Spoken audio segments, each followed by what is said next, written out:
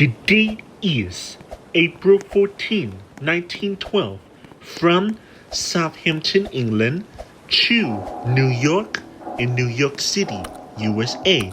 Passenger liner RMS Titanic. A perfect April Sunday at sea has come to a close. Titanic is making good time, steaming westward at 22.5 knots. Her engines pound and howl deep within her hull. At about 26 miles per hour, she is running close to her top speed. Her propellers drive through the near-freezing water at a reckless pace. Titanic has almost no margin for quick maneuvers. But the cold, dark ocean around this steam-driven wonder ship barely seems to matter. From the black gang shoveling coal in the stokeholds to the passengers sleeping in the cabins above them, all aboard Titanic feel safe within the grand machinery of Gilded Age progress.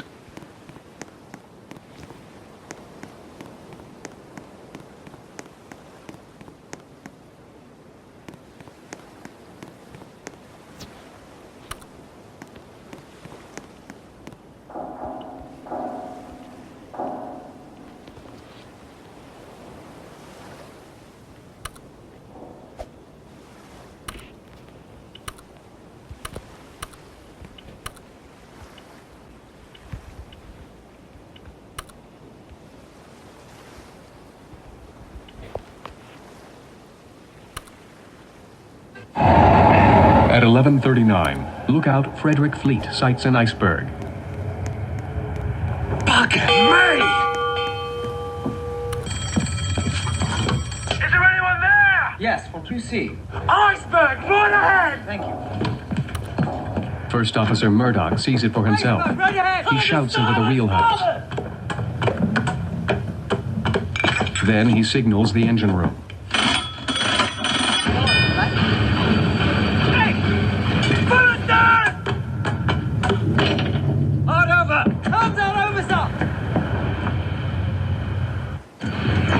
The engine room responds to the signal from the bridge to stop and reverse the engine. In Boiler Room 6, Stoker Barrett reacts to the signal. Shut all the dancers! Shut them!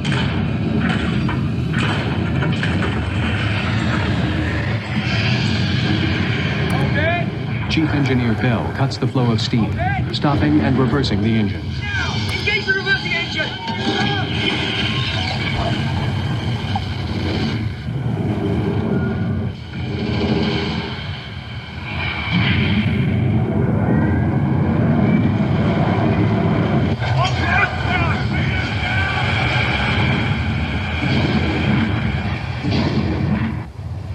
First Officer Murdoch has taken a gamble by reversing the engines. Why are they turning? Is it hard over? It is, yes, sir, hard over.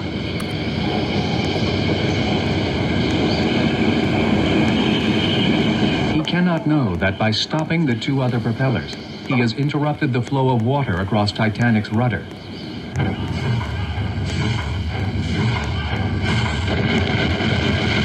Now, the ship is even more difficult to turn.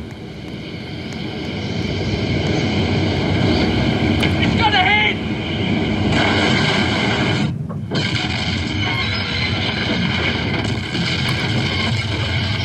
Jesus Christ!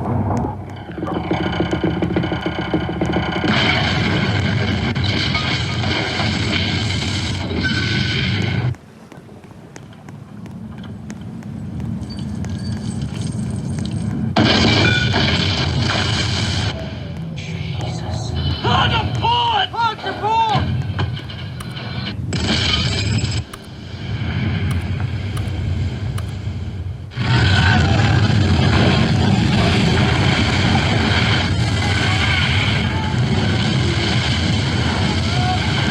As water bursts through the hull into the forward boilers, First Officer Murdoch throws the switch to close the watertight doors.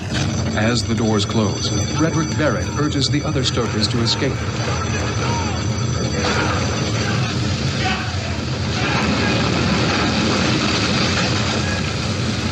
Get out the door! Go! Go! Come on, lads! Go, lads! Go!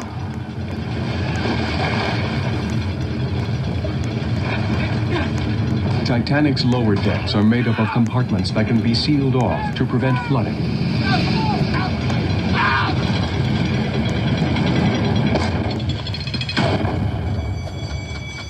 Murdoch hopes that this will save the ship. Note the time. Enter it in the log.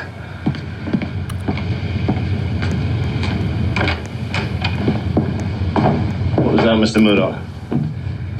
An iceberg, sir. I put her hard to starboard and ran the engines full of stern, but it was too close.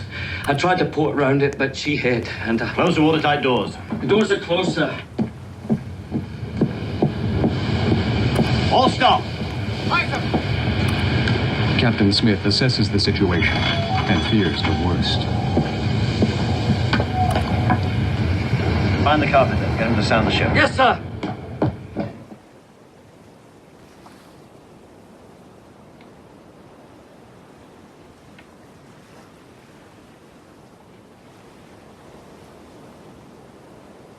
To most of Titanic's passengers, the collision is no more than a faint shudder of the ship, a quick pause in the heartbeat of her engines.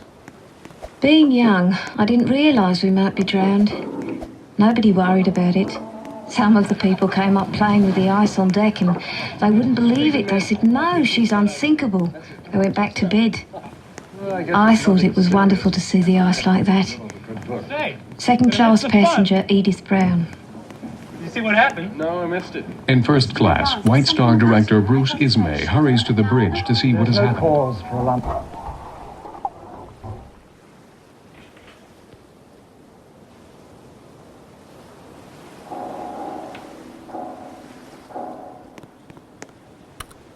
Carpenter Hutchinson discovers that Titanic is taking on water fast.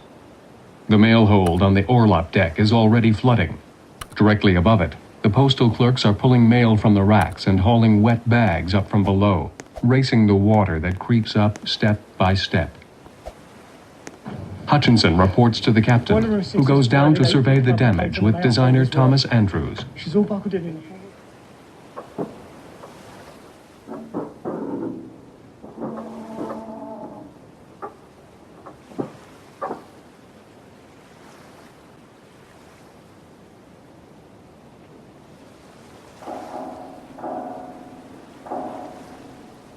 Everybody up! Life belts on! Third-class stewards rouse their passengers by banging open doors, switching on lights, and shouting. While first-class passengers are being awakened with a gentle knock on the door, down here there are many more cabins and not enough time. Some in third class are unable to understand English.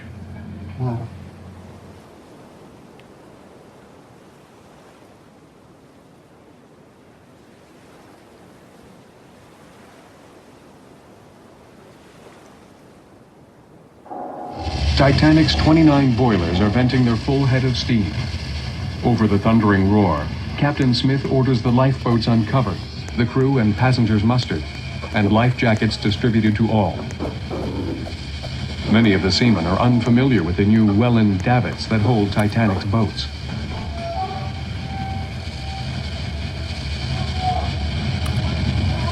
The officers must either shout or use hand signals to work around the confusion.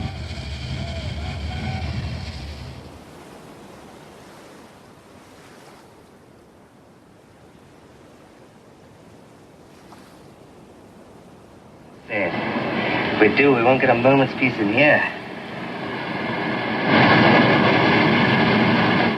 Here's the position. Water in the forepeak. Numbers 1 and 2 holds, the mail room, and boiler rooms 6 and 5.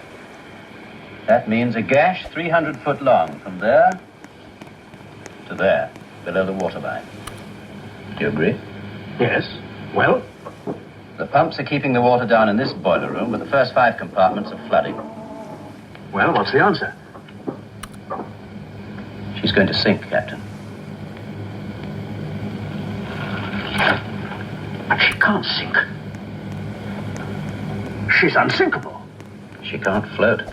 Look, she could float with any 3 of her first 5 watertight compartments flooded. She could even float with 4 of them gone. But you can't float with all 5 full up. Yes, but... These watertight bulkheads here only go as high as E deck. The weight of water in the bow is going to pull her down by the head.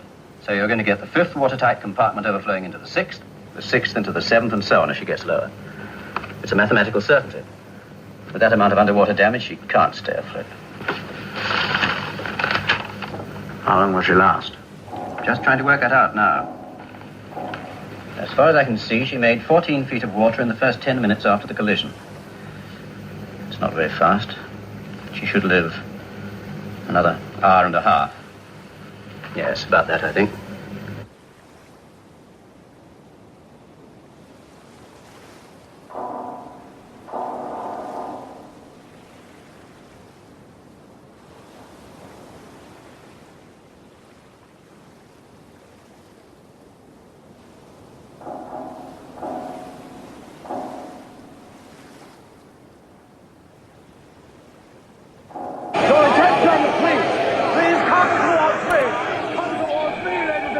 Venting steam finally stops. Good. We are going to begin to board the lifeboats. For the present, I shall require women and children only. So, gentlemen, please stay exactly where you are. Ladies, please step towards me. The boat has been swung out on its davit and lowered even with the deck. The boats are perfectly safe. This is only a precautionary measure. Second Officer Lightoller calls for women and children to board, but none respond. This way, madam, please. Really, I'd rather not. The ship still feels too safe. Thank you, sir. Madam. Perfectly safe. Thank you, sir. You watch. They'll put us off in these silly little boats to freeze, and we'll all be back on board by breakfast. Step this way. At last, a few women timidly enter the boat, fearful of the long drop to the water. Lightoller is impatient. There are other boats to load. This way, please, madam. Number 6 is finally launched with only 24 seats occupied. This way, please.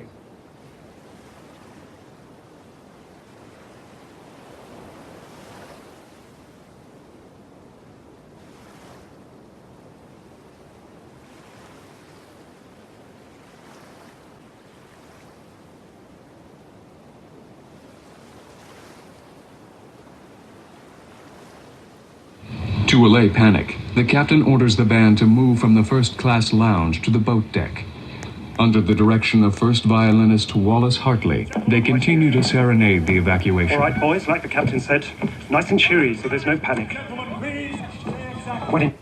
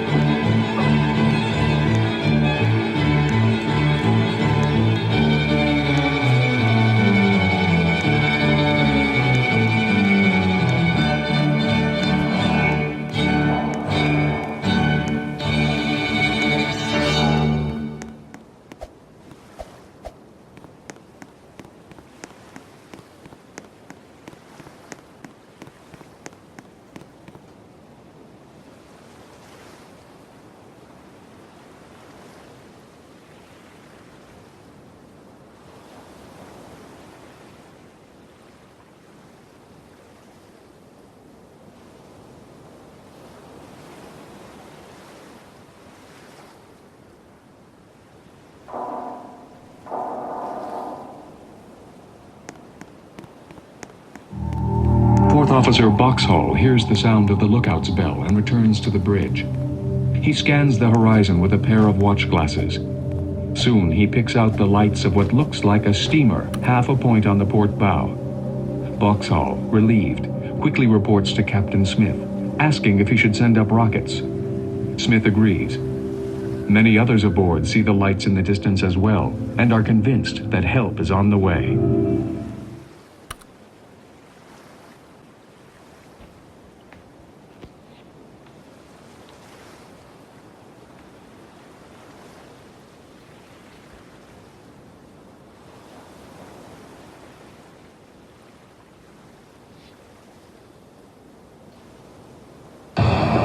Fourth Officer Boxhall and Quartermaster Rowe fire the first of 8 distress rockets from the starboard wing of the bridge. The aerial explosion lights up the sea around Titanic. After firing a rocket, Boxhall signals with a Morse lamp in the direction of the distant ship visible off their bow, hoping for a response.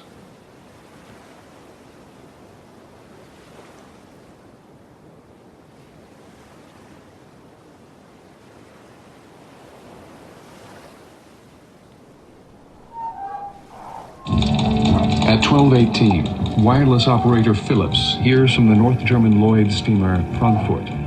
He assumes that she is the first to respond to his CQD call. In fact, Frankfurt's wireless man W. Zippel had not yet heard any of Phillips' messages, merely making his own routine calls. Phillips sends what he believes to be Titanic's correct position and asks Zippel for Frankfurt's. Zippel takes 16 minutes to respond, still unaware of Titanic's situation. Phillips loses his patience, Zippel loses the signal, and Frankfurt's Captain Hattorf dutifully changes his course for a position that Titanic's officers will soon realize has been incorrectly calculated.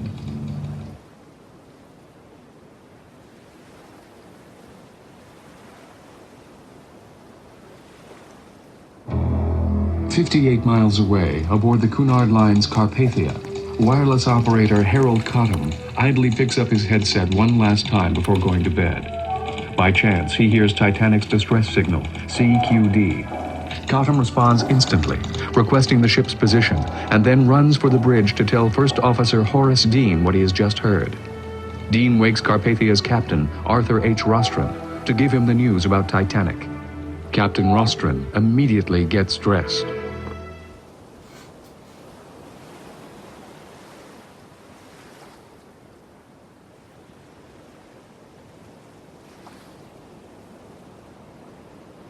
At 12:19 a.m., Titanic's call is picked up by the Canadian Pacific Line's Mount Temple and the Russian Asiatic's Burma, both of whom pass it along to outlying ships. The Marconi Company's land station at Cape Race, Newfoundland, hears the news directly from Titanic and relays the message inland. The news eventually travels to New York.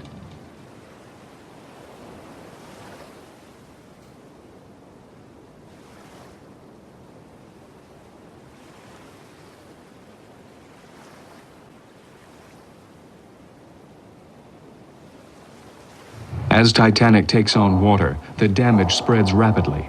A bulkhead collapses near the bow on E deck, spilling seawater from flooded third-class cabins into the crew quarters.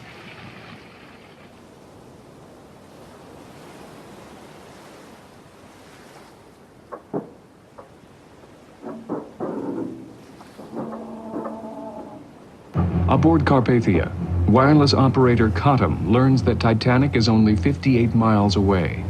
He tells Captain Rostron, who is now dressed and on the bridge, ready for action. Rostron instantly orders Carpathia's crew to change course. As he issues a detailed list of commands to prepare his crew for a full-speed run and a sea rescue, Harold Cottam is already back in the wireless room, tapping out a simple message to Titanic. Coming hard.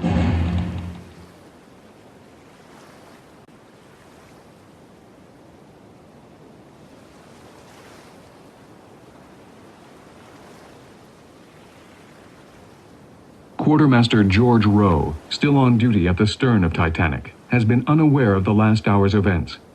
The iceberg had looked to him like the huge sail of a passing schooner. Now he is puzzled to see Lifeboat 7 rowing aft on the starboard. He telephones the bridge and asks Fourth Officer Boxhall why there is a boat in the water. Vauxhall, confused at first, understands that he is speaking to the last crewman to know of the collision. He orders Rowe to get the signal rockets and come forward.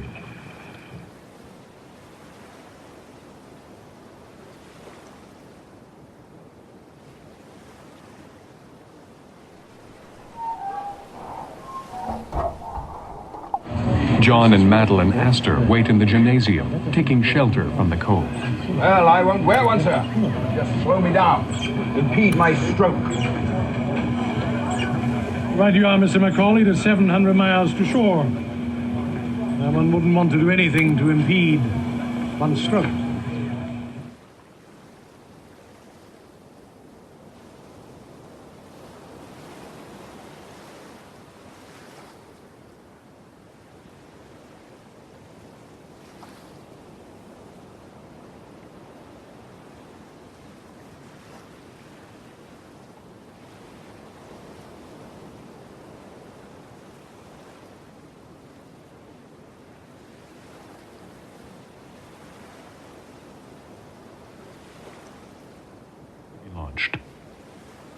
The passengers and crew believe that a rescue ship will soon steam into view. Titanic towers above them, solid and bright. Number 3 rows away from her with only about 33 seats occupied.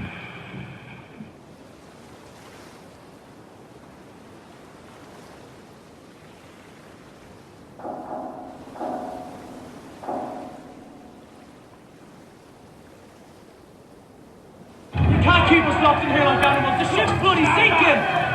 Straight forward the rigging! Unlock the gates!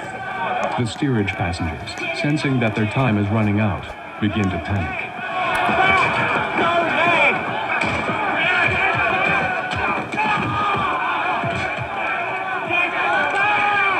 For God's sake, man, there are women and children down here! Let us up so we can have a chance! Get back!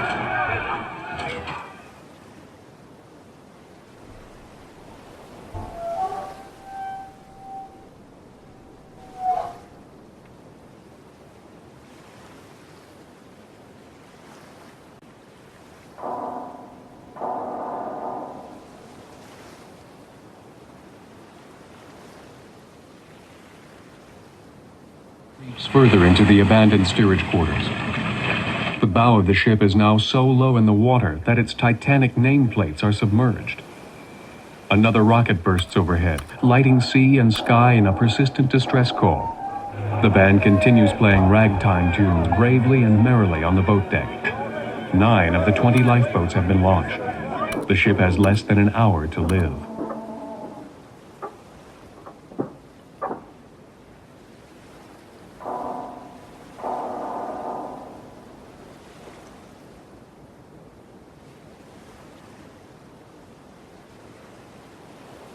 A few miles away aboard the icebound Californian, Second Officer Herbert Stone and an apprentice named James Gibson have counted 5 white rockets above what they think is a mysterious tramp steamer to the south. Agreeing that she may be in distress, they call Captain Stanley Lord through the speaking tube.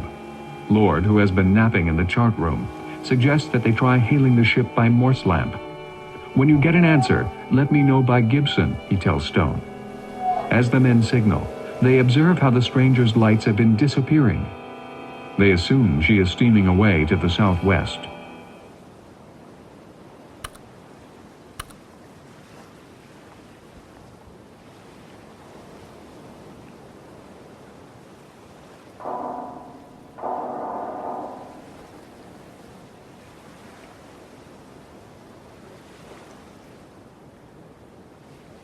A wave of desperate third-class men rush the boat. Seaman Joseph Scarrett beats them back with the tiller. And lower away! Stay back! Fifth Officer Lowe fires warning shots, threatening with his gun those who have already jumped aboard. Number 14 is launched with about 45 seats occupied.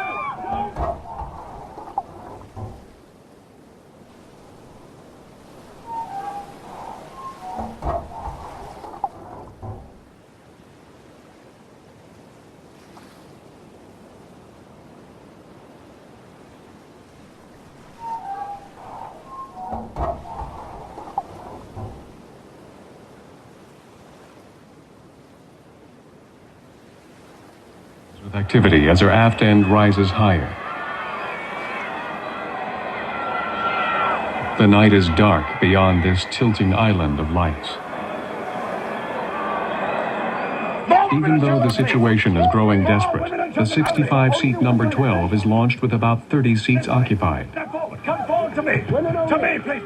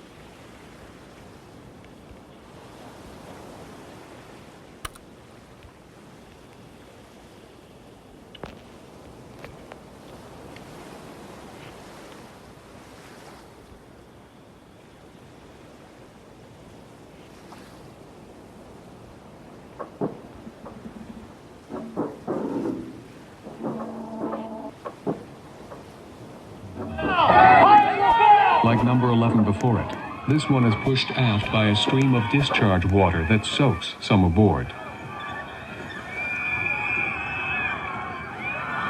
Number 13 is launched with 64 seats occupied.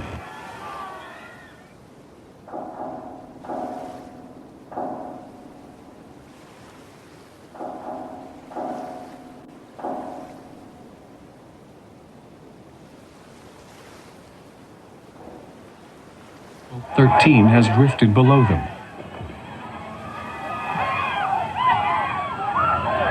Thinking fast, stoker Fred Barrett and seaman Robert Hopkins lunge across the passengers of number 13 to cut the lines.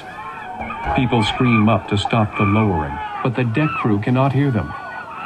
Passengers below try to hold off the 5-ton lifeboat 15 with their upturned hands.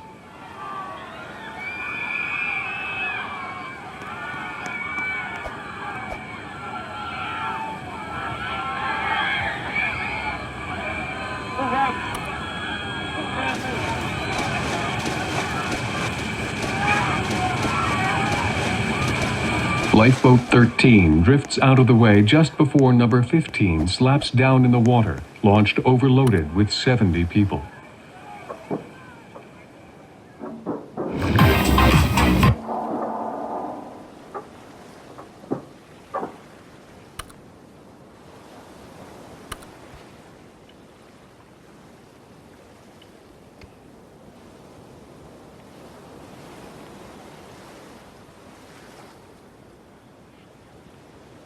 Smith looks down from the bridge. The forward well deck is already flooding.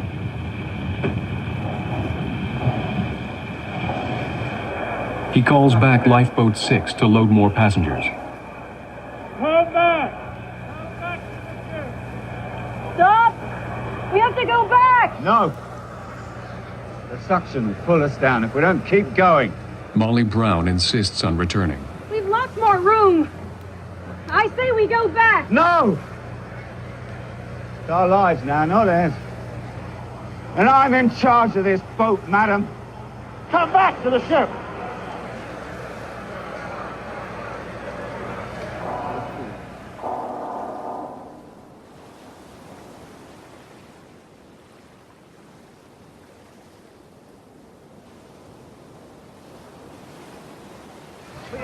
Titanic's tiny white lifeboats fan out from it in the icy water. Fourth Officer Boxhall and Quartermaster Rowe fire their 8th and final distress rocket. Brilliant white from close range, but one last flicker of hope above a cold black sea.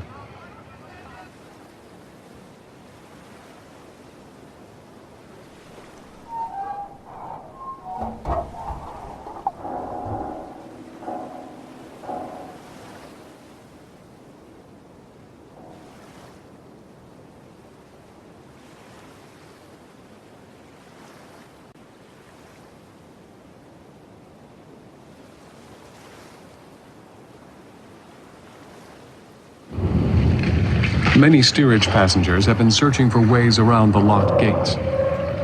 They race the rising water through unfamiliar parts of the ship, trying to reach the lifeboats.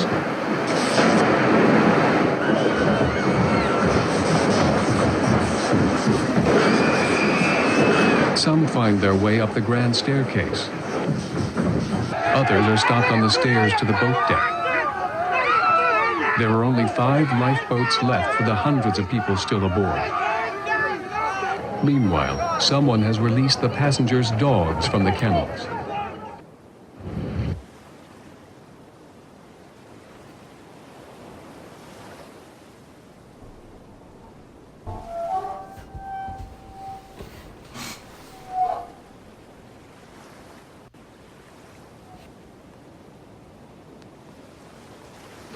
Water creeps up 20 feet below the promenade deck.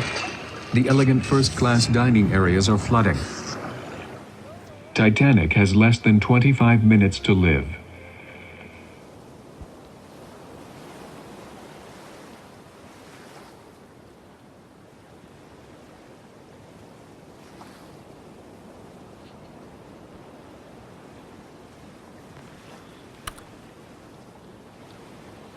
Mr. Guggenheim, these are for you, Mr. Guggenheim. No, thank you.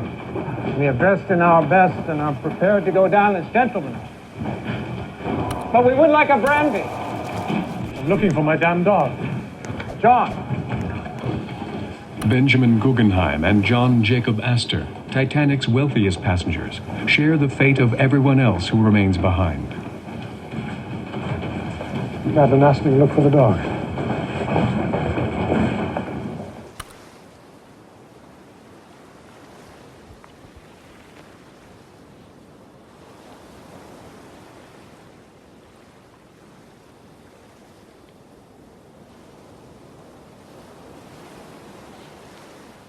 Come on, let's clear out. We've done our duty. Captain Smith releases Jack Phillips and Harold Bride from duty.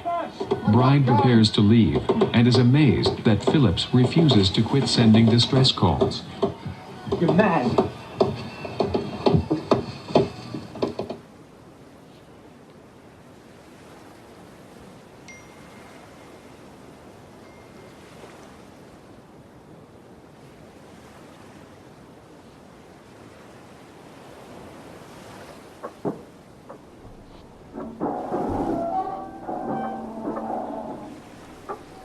Collapsible lifeboats A and B are freed from the deckhouse roof.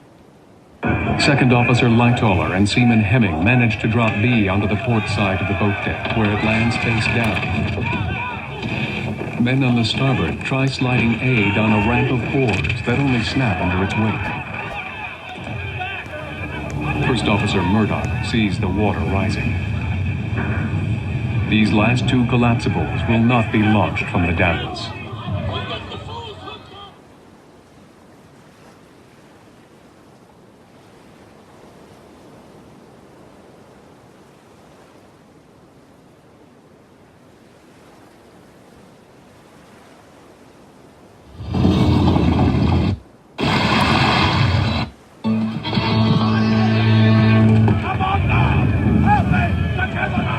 Right, that's it then. Goodbye, Ollie. Good luck. Goodbye, Boris. Take a turn around the deck and lower the first turn around the deck.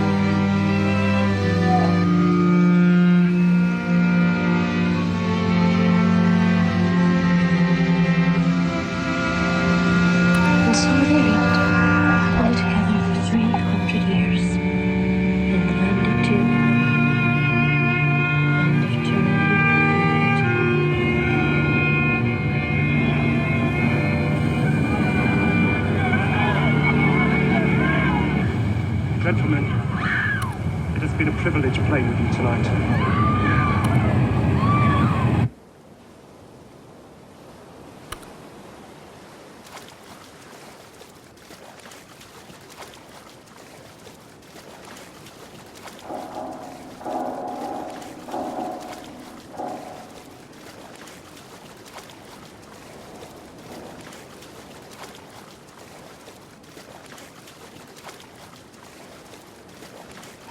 Men swim to collapsible lifeboat B, even though it is overturned.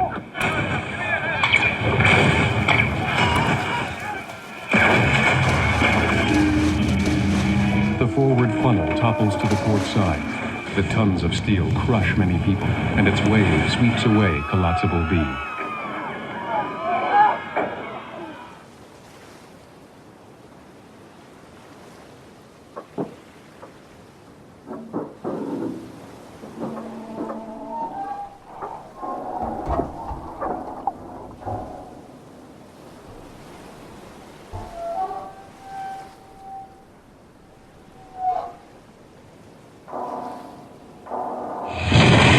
As the unsinkable ship founders, water rushes upward from her lower decks.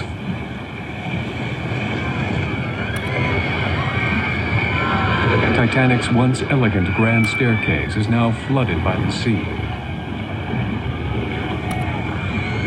Water bursts through the forward doors and windows of the boat deck, dragging people inside.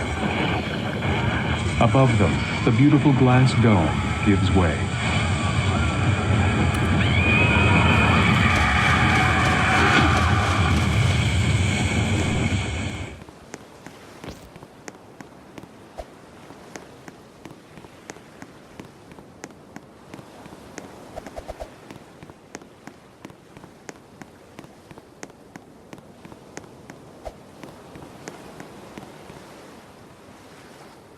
Inside Titanic, every loose object, no matter how big or small, slides forward as she tilts. It was a noise no one had heard before, and no one wishes to hear again. It was stupefying, stupendous as it came to us along the water. It was as if all the heavy things one could think of had been thrown downstairs from the top of a house, smashing each other and the stairs and everything in the way. Second-class passenger, Lawrence Beasley.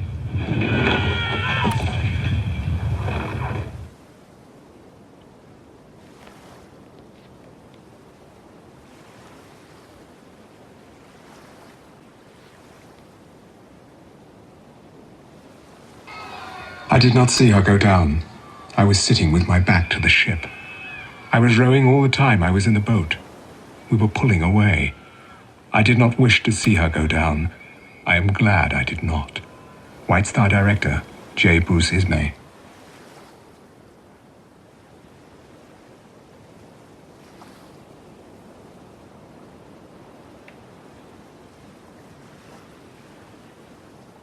Her deck was turned slightly toward us. We could see groups of the almost 1,500 people still aboard, clinging in clusters on bunches, like swarming bees, only to fall in masses, pairs, or singly. As the great afterpart of the ship, 250 feet of it,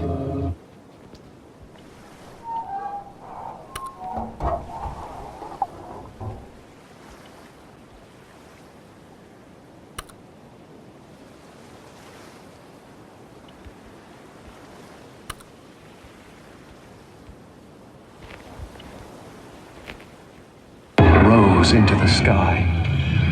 First-class passenger, Jack Thayer.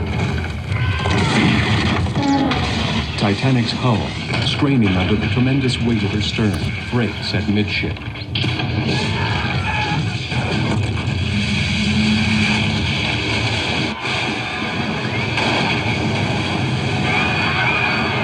The stern smashes back down to the sea.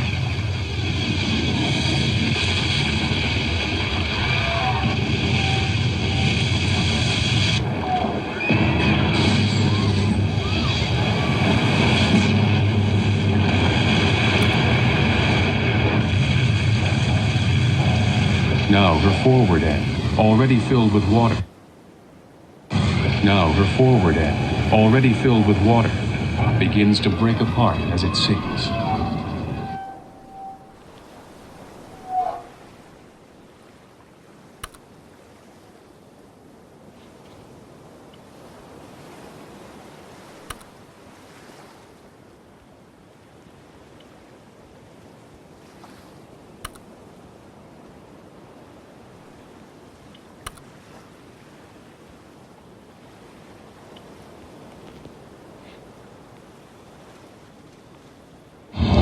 The stern hangs upright, seemingly motionless.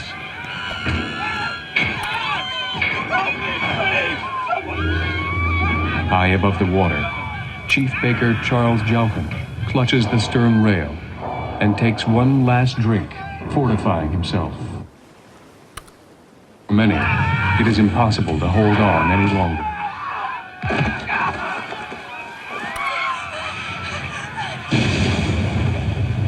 After a few moments, the last of Titanic slowly slides beneath the surface.